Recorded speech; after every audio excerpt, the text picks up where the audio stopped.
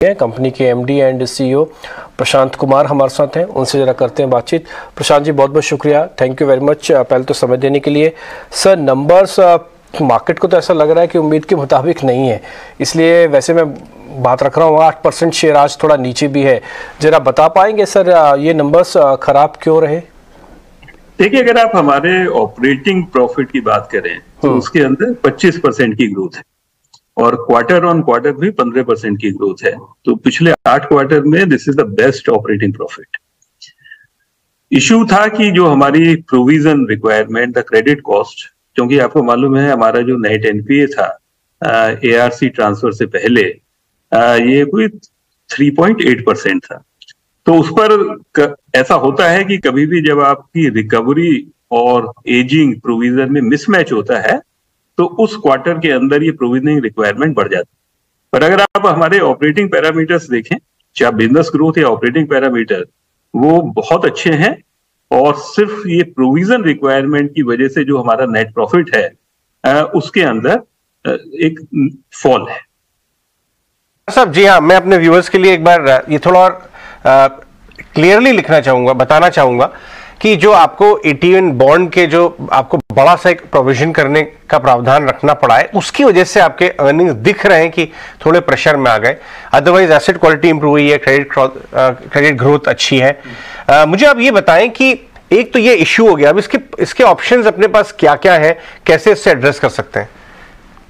देखिए, ये जो डिसीजन है माननीय बॉम्बे हाई कोर्ट का, ये हमारे लिए सरप्राइज है, पर इसके साथ साथ हमको जो 81 बॉन्ड है उसके बारे में समझना पड़ेगा।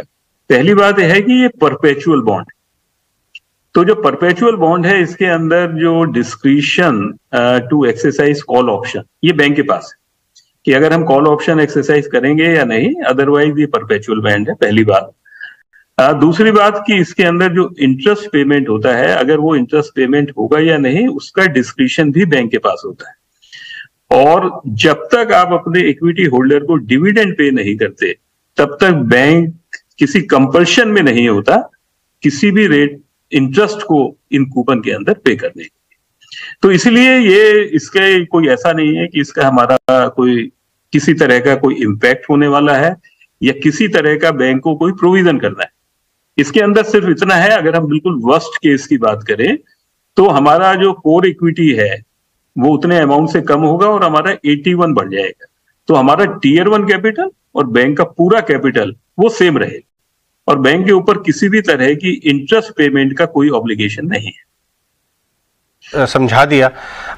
इस समय कैपिटल सिचुएशन कैसी सुधरी हुई है बैंक की? अभी आपको एक बड़ा ट्रांजैक्शन भी, एक बड़ा फंड इन्फ्यूजन भी हुआ है, कितनी सॉलिड है बैलेंस शीट इस समय? फ्रेश मतलब अगर फाइनल अपडेट शेयर कर सकें।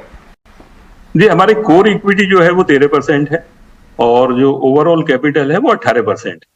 और अभी तो हमारे पास जो वारंट्स हैं वो भी आना है हमारा, और उसके बाद हमारी जो कोर इक्विटी है वो 15% के आसपास हो जाएगी और ओवरऑल इक्विटी बैंक की जो है 20%, जो कि अगर आप देखें तो बैंकिंग सेक्टर में एक बहुत ही स्ट्रॉन्ग इक्विटी बेस है हमारे बैंक। जी एग्जैक्टली, वही मैं बाहर निकालना चाह रहा था कि आपके माध्यम से कि बैलेंस शीट की सिचुएशन बहुत स्ट्रांग है।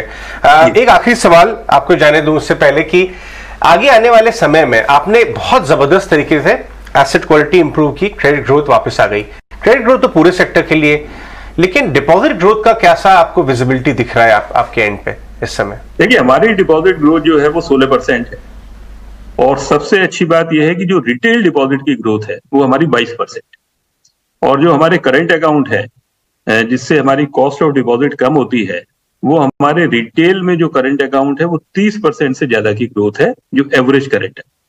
तो हम लोग डिपॉजिट ग्रोथ काफी अच्छी हुई है और अगर आप देखें क्वार्टर ऑन क्वार्टर हमारी डिपॉजिट ग्रोथ 7%। तो मुझे लगता है कि हमें अपने जो कस्टमर्स हैं उनका पूरा कॉन्फिडेंस, उनका पूरा ट्रस्ट मिल रहा है और आने वाले समय में भी हमारी डिपॉजिट ग्रोथ इंडस्ट्री से बेहतर होगी और साथ ही साथ हमारी जो कॉस्ट ऑफ डिपॉजिट है वो कम आता रहे।